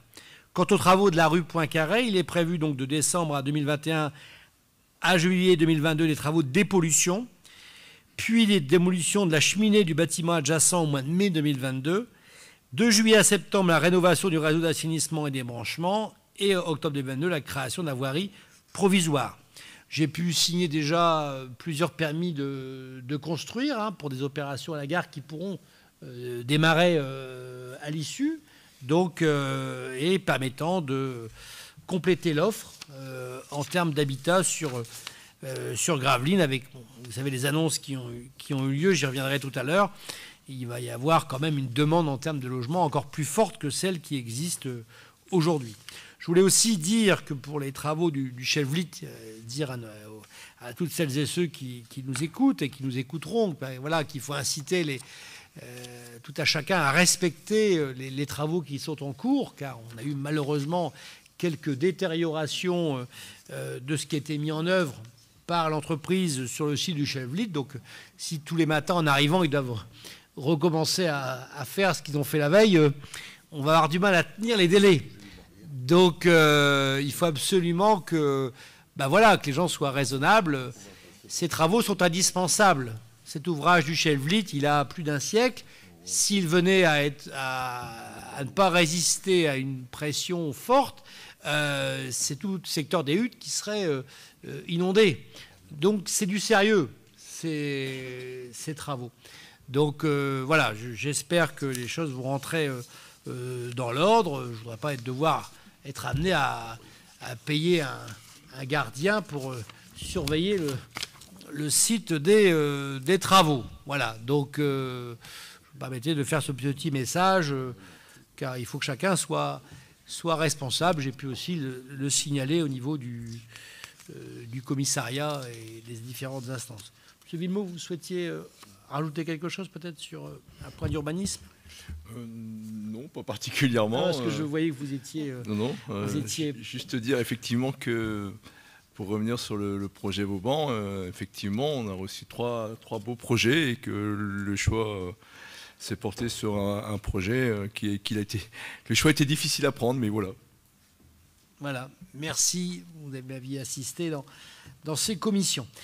Voilà, je voulais compléter sur ces aspects fonciers et patrimoniaux. Vous dire aussi que le permis de construire a été accordé pour la nouvelle résidence qui va prendre lieu et place, va s'installer en lieu et place de la maison de Morissette Salomé, que tout le monde ici a bien connue. Donc cette maison va être déconstruite et une nouvelle résidence de 35 appartements va prendre place. Voilà, des logements de différentes tailles, hein, donc voilà, en accession exclusivement, donc bon, un endroit quand même tout à fait attractif également, voilà, du même niveau que celui du port Vauban, mais néanmoins plus proche de Petit-Fort. Donc voilà, il y a toutes les offres, voilà, et donc chacune et chacun pourra s'intéresser à ces prestations qui vont contribuer aussi à conforter le commerce local, parce que 35 logements, c'est forcément 80-90 personnes voilà, qui iront au marché, l'adjointe au commerce le dimanche matin, qui iront chez notre boucher artisan en or, etc., etc. Voilà, une subvention exceptionnelle, Monsieur Villemot, pour le CERA, pour cet événement exceptionnel, hein, qui une nouvelle fois va se passer à Gravelines. Effectivement, le 19 mai, la Fédération des clubs d'entreprise de la Côte d'Opale organise les Works Awards, hein, qui sont entre autres les trophées de l'entreprise Dunkerque-Côte d'Opale. C'est une manifestation qui aura lieu à Sportica. Cette fédération regroupe 9 clubs d'entreprise pour 350 entreprises. Voilà, le club d'entreprise des Rives de la Haye va participer activement à cette organisation et pour cela, il sollicite une subvention de 5 000 €. La commission municipale finances, administration générale, ressources humaines a émis un avis favorable à l'unanimité. Voilà, on est très heureux de les accueillir à nouveau au Sportica, donc dans la salle dite des tennis, donc un événement quand même aussi très important en termes de rayonnement. Pas de souci, merci. Donc au niveau économie, bon, bien évidemment, vous avez suivi l'actualité avec la confirmation par l'État de la réalisation, hein, si le futur ou la future présidente et la future majorité parlementaire et le futur gouvernement restent dans cette optique, hein, de construire 2 réacteurs EPR sur notre commune de Gravelines. Bon, c'est une démarche dont les plus anciens se souviennent, que nous avions engagée dès 2004. Donc je suis bien sûr heureux de son aboutissement, ce qui permet d'avoir une visibilité à très longue échéance sur l'avenir économique de notre ville, au-delà du fait qu'à un moment donné, il faudra déconstruire les tranches actuelles. Ben voilà, maintenant les choses seront cadrées pour que nous ayons aussi parallèlement la construction des tranches 7 et 8 sur le site de Gravelines. Donc il va falloir qu'on suive de près, hein, tous ces aspects, parce que c'est vrai que quand on dit cela, il y a beaucoup d'aspects à regarder, hein, urbanisme, le logement, transport, commerce. Enfin, il y a beaucoup de choses qui vont devoir découler de cette construction qui va quand même mobiliser, suivant les spécialistes, à ces temps forts, plus de 7000 personnes sur site.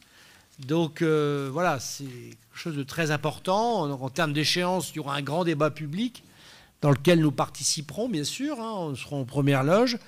Je sais qu'il y aura un débat sur Panly. Alors il y aura sûrement un débat avec un Trocoma, puis après des débats délocalisés suivant les sites qui seront choisis. Le troisième site est encore un peu en débat. Donc c'est Panly, c'est Gravelines et un troisième site en débat, ce qui explique que le président de la République en son temps n'ait pas pu annoncer clairement, vous vous en souvenez, les 3 sites. Et c'est donc été annoncé dans un deuxième temps par la ministre de l'Industrie Agnès Pannier-Runacher, du moins pour Panly et pour Gravelines, le troisième site restant en débat. Donc il va falloir s'organiser parce qu'on parle de 2026. Dans 2026, c'est demain. Donc on parle déjà de revoir aussi les plans locaux d'urbanisme, car bon, j'ai beau vous avoir annoncé quelques sites de construction, c'est loin d'être suffisant par rapport à tout ce qui a été annoncé. Là, je ne vous parle que des réacteurs EPR, mais je pourrais aussi vous parler de Vercors, de SNF, de l'extension du port qui se précise à l'horizon début des travaux, courant des travaux 2023. Nous en parlions encore hier avec le président du grand port maritime de Dunkerque, présent à Gravelines. Donc voilà, il faut vraiment falloir intégrer tous ces aspects, aussi en termes d'infrastructures routières. Donc là, il y a une réflexion qui est engagée par la communauté urbaine sur les routes départementales. La RD11, elle va être doublée, elle doit être doublée au moins déjà rapidement, je crois, du théâtre des Insolites jusqu'à la 16, faire 2 fois 2 voies.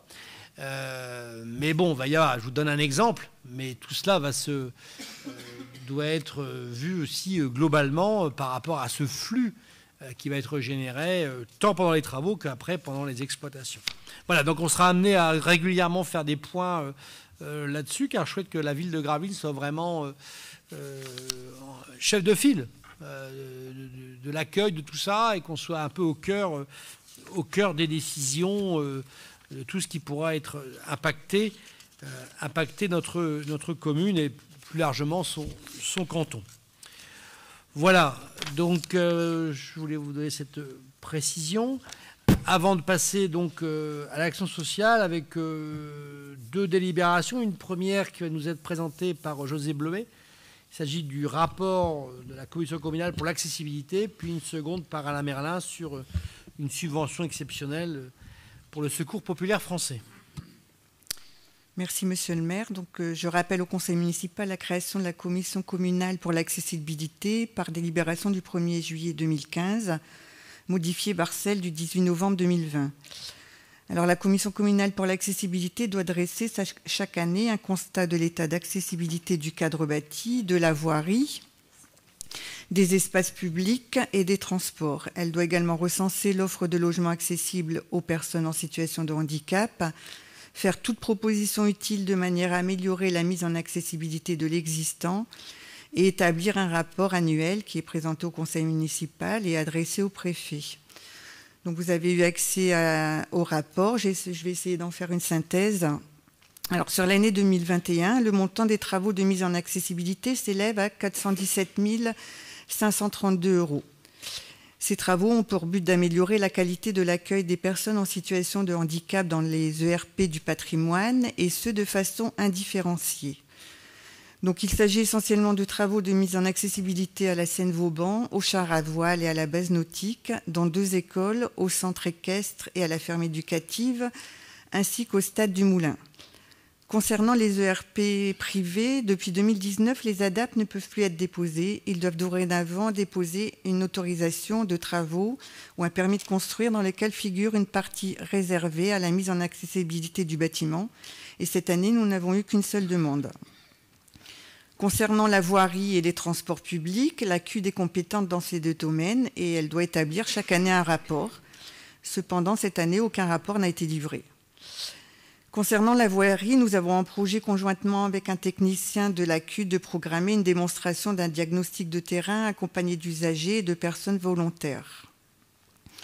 Pour les places de stationnement pour les personnes en situation de handicap, il n'y a pas eu d'actualisation des chiffres. Elles se montent maintenant à 120 places de stationnement. Pour les carrefours à feu, 100% des carrefours sont équipés d'un module sonore activable par une télécommande fournie à l'accueil de la CUD aux personnes mâles ou non-voyants et qui peut être aussi livré chez la personne. Il existe également un système de transport à la demande qui se fait de porte à porte. C'est sur réservation 48 heures à l'avance et entièrement gratuit. Un service étoile existe également avec un d'arrêt en arrêt qui est également gratuit sur réservation et accessible aux personnes de plus de 70 ans. Le recensement de l'offre de logement accessible se fait dans le cadre du programme local de l'habitat, dont le premier objectif vise à améliorer l'attractivité résidentielle du territoire et relever le défi démographique. À Gravelines, c'est le CCAS qui instruit les demandes de logements accessibles, œuvrant au quotidien avec la PAM et les services de la CUD.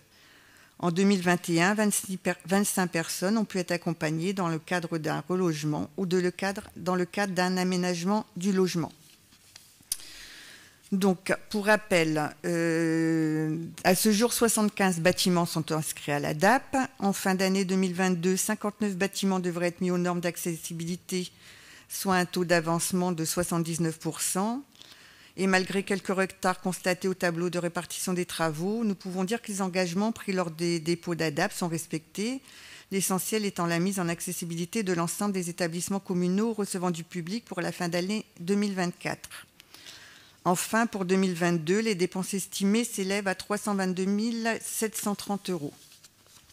Voilà, Monsieur le maire, la synthèse de cette commission communale d'accessibilité. Merci, Mme Bleuet. C'est vrai qu'il serait intéressant de voir avec les services qu'il nous reste vraiment, parce qu'on a fait un gros travail quand même dans l'accessibilité depuis un certain nombre d'années.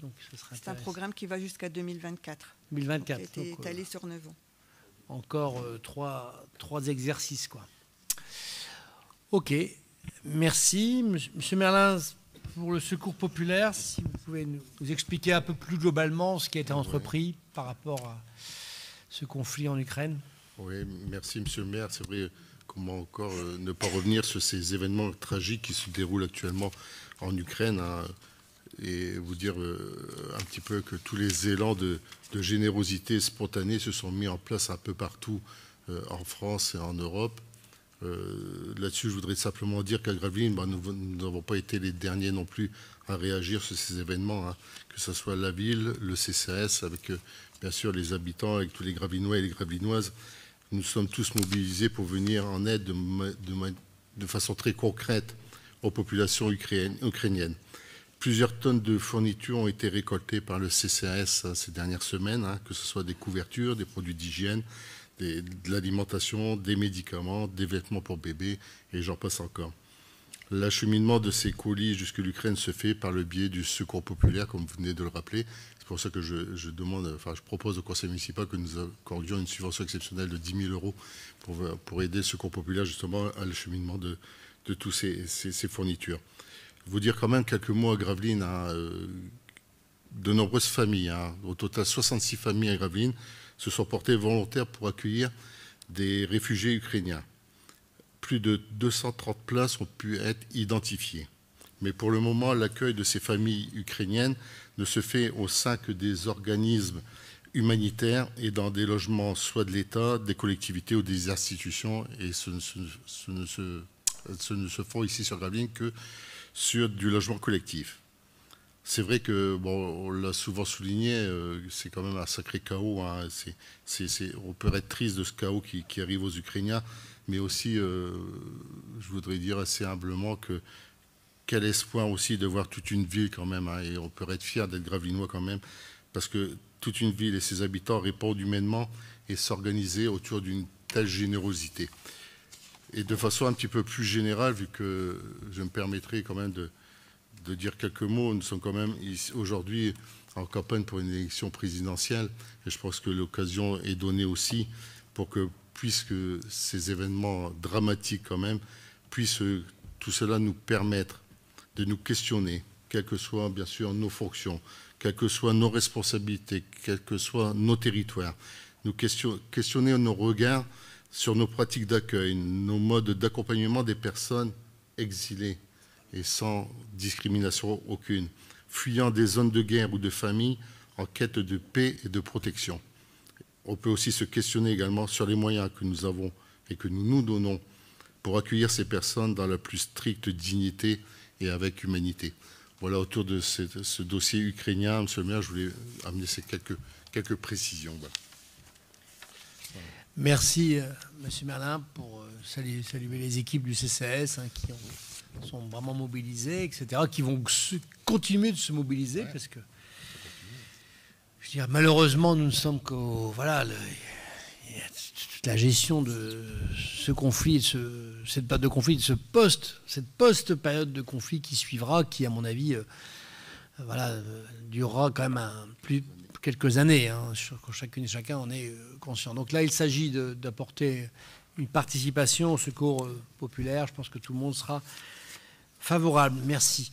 Les affaires budgétaires et financières. Monsieur Veillard, vous avez 2 délibérations.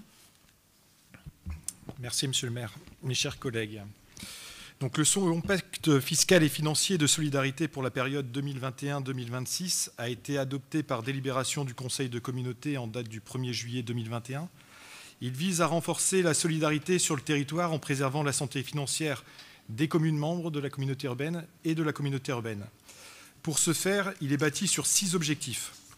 L'objectif numéro 1, qui est de renforcer l'équité et l'intégration fiscale sur le territoire avec une harmonisation et une stratégie fiscale.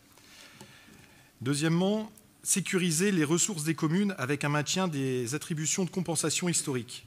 Ce qui n'est pas rien, puisque pour Gravelines, l'AC représente 31 777 000 €. L'objectif numéro 3 est de renforcer la péréquation et la solidarité avec et entre les communes en renforçant la part et les mécanismes de solidarité dans la DSC. L'objectif numéro 4 étant de soutenir l'investissement des communes par le renforcement du mécanisme des fonds de concours. Ceci étant dit, la commune de Gravelines ayant un potentiel financier par habitant 120% supérieur à la moyenne des communes, elle ne peut pas bénéficier d'un fonds de concours pour cette période. L'objectif numéro 5 étant d'adopter un plan d'économie budgétaire et d'harmonisation des services publics. Et l'objectif numéro 6 étant de préserver la santé financière du territoire avec un partage de l'information financière et du pilotage financier. Ce pacte fera l'objet d'une déclinaison individuelle entre la communauté urbaine et la ville de Gravelines. La commission municipale Finances, Administration Générale, Ressources Humaines a émis un avis favorable à l'unanimité. Il est donc demandé au Conseil d'approuver le contenu du pacte fiscal et financier de solidarité pour la mandature 2021-2026 et d'autoriser Monsieur le maire ou l'élu délégué à signer la convention individuelle qui en résulte. J'enchaîne sur la deuxième délibération qui est le vote des taux de fiscalité directe. Et ça ira très vite puisque ce sont les mêmes depuis 2001. Donc, depuis la réforme de la fiscalité locale qui a supprimé la taxe d'habitation sur les résidences principales et qui a gelé le taux de la taxe d'habitation sur les résidences secondaires à son niveau de 2019 jusqu'en 2023 à 24,15% pour Gravelines, nous n'avons le pouvoir de taux que sur les taxes foncières des propriétés bâties et des propriétés non bâties. Il est donc proposé au conseil municipal de fixer les taux de la commune pour 2022 au même niveau que 2021, soit 47,85% pour la taxe foncière sur les propriétés bâties et 81% pour la taxe foncière sur les propriétés non bâties. La commission municipale Finances, Administration Générale, Ressources Humaines a émis un avis favorable à l'unanimité. Il est donc demandé au Conseil de voter ces taux. Merci, M. Veillard. Bon, des taux identiques depuis 2001. Voilà, ce que je disais tout à l'heure, on arrive à tenir cet objectif initial. Je ne peux pas le garantir éternellement, mais bon, en attendant, ça fait déjà 21 ans que nous sommes sur ce taux de foncier bâti de 28,56. Donc, que nous avons terminé l'ordre du jour. Je voulais vous faire part aussi quand même de la montée en puissance des bornes de recharge des véhicules électriques sur la commune.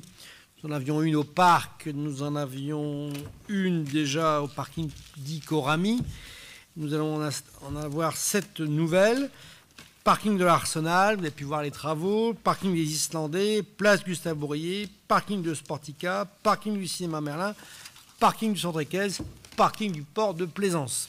Bon, nous avons acté que nous allons facturer, bien évidemment, la livraison d'électricité, hein, donc selon des calculs que l'on doit stabiliser, mais ça fait partie des choses qu'on doit faire dans les prochains jours. Vous dire également que les abris vélos, dans le cadre du plan vélo, se déploient bien sur la commune. Hein. On va donc disposer de 170 places sécurisées, 85 places couvertes et 150 arceaux. Donc, chers collègues, tous à vélo. C'est le mot d'ordre que nous devons délivrer à notre population. Ce samedi, pour celles et ceux qui le souhaitent, je m'adresse aussi à celles et ceux qui nous regardent, donc ils sont les bienvenus avec nous hein, pour faire ce tour en vélo sur Gravelines, de manière à voir ce qui a été fait, à voir comment ça fonctionne et à voir ce qui est à faire et surtout dans quel ordre. Parce qu'il faut hiérarchiser, c'est important de hiérarchiser, on ne peut pas tout faire en même temps. Il y a des points durs, on essaiera de trouver des solutions pour les traiter. Et puis, il y aura toute une activité à Sportica. Hein, peut-être laisser M. Notbar la détailler, là, tout ce qui est prévu, si on veut marquer son vélo, par exemple. Monsieur le maire, oui, tout à fait. Donc, c'est une journée bourse au vélo où on pourra profiter effectivement de services comme la réparation, le marquage de vélo. Et c'est aussi l'occasion de venir troquer, aussi de donner un vélo qu'on n'utilise plus. Je me tourne vers mon collègue Michel qui doit me donner justement un vélo. Donc voilà, il y aura une possibilité de les faire réparer et donner ou de troquer. Et effectivement, donc rendez-vous samedi matin 9h pour un tour maximum d'1 heure, rassurez-vous. J'ai regardé la météo, elle devrait être plutôt favorable. C'est-à-dire pas de pluie mais froid, mais pas de pluie. Donc ce sera l'occasion. Notre bar, chacun sait que vous faites la pluie et le beau temps. Hein. Bon, j'essaie de promettre un peu de soleil. Bien, j'ai des idées pour vous, hein, pour sillonner la Flandre, voilà, la Flandre, les chemins, tout ça. Il y a des idées là. Hein. Il faudra un certain nombre de personnes qui pourront accompagner. Hein. Il y a des sportifs dans l'Assemblée là, qui pourront accompagner une nouvelle forme pour aller à la rencontre des uns et des autres sous une forme ludique, rien de tel que le vélo. Hein. En son temps, il y a eu la camionnette. Bon, voilà, cher à notre regretté ami Alain Quesnay. Voilà, je pense que le vélo peut avoir aussi un sens dans tout cela pour sillonner la Flandre. Chacun voit à quoi je peux faire allusion. Notre correspondant Jean Pinte me précise à juste titre que le samedi 2 et dimanche 3 avril, le livre La Géante de notre centrale nucléaire et son environnement sera disponible au Salon de la BD et du livre de Fort-Mardic. Voilà, une dédicace sera organisée, on pourra parler de l'EPR, hein, il va falloir faire de la pédagogie aussi. Donc de 11h à 18h le samedi, de dimanche de 10h à 13h. Voilà, donc pour le Salon de la BD à Fort-Mardic, je crois que ce sera également un événement toujours apprécié. Voilà, écoutez, j'arrive au terme de notre ordre du jour. On a essayé de vous communiquer un maximum d'informations sur la vie de notre commune. On prépare activement la saison estivale. Nos commerçants ont décidé de recréer une nouvelle association. Son nom ne m'a pas été encore communiqué. Il va peut-être être issu d'une réflexion élaborée. Les commerçants gravelinois, donc... et ils devraient prochainement se réunir pour procéder à l'élection du bureau. Voilà, donc nous disposerons d'une nouvelle association commerçante sur Gravelines. Je crois que tout cela sera tout à fait positif et nécessaire. On va aussi promouvoir les braderies beaucoup plus tôt. Et puis on engage aussi un travail important sur les terrasses. Voilà, bon. Il y avait eu certaines facilités, on va le dire comme ça, qui avaient été accordées. On va essayer de repréciser un certain nombre de de choses en termes de voirie, parce qu'il peut y avoir des accidents, etc. Et donc, lorsqu'il n'y a pas de convention, etc., ça peut poser problème. Donc, on va requalifier tout ça calmement. Ça fait aussi partie des choses sur lesquelles on va travailler. Voilà. Et puis, j'espère avoir une belle saison estivale. Il n'y a pas de raison. Voilà, je vous souhaite une bonne soirée à toutes et à tous. Et puis, à samedi matin, pour celles et ceux qui disposent d'un vélo. Pour celles et ceux qui n'en ont pas, Laurent Notbar peut vous en trouver un. Voilà.